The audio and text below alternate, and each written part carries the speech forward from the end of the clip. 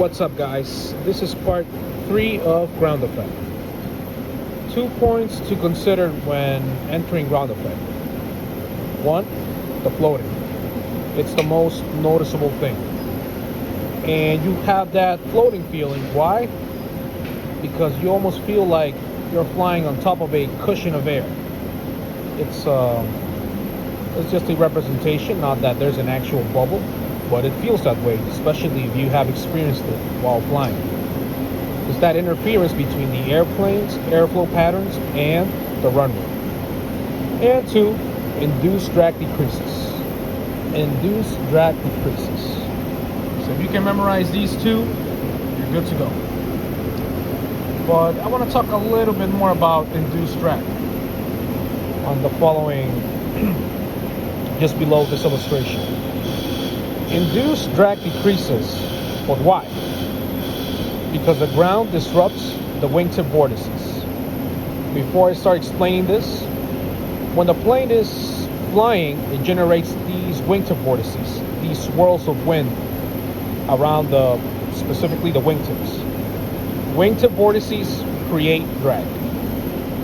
Wingtip vortices create drag. Now I can explain this. Because the ground disrupts the wingtip vortices. So if the plane is at a considerable altitude from the ground, meaning let's say 1,000 feet, just to give a number that pretty much has to do with the plane being at a high altitude. The plane flying at 1,000 feet, these wingtip vortices have enough space to form themselves. Why? Because there's nothing on their way. So those wingtip vortices, they are being generated as long as the plane generates lift.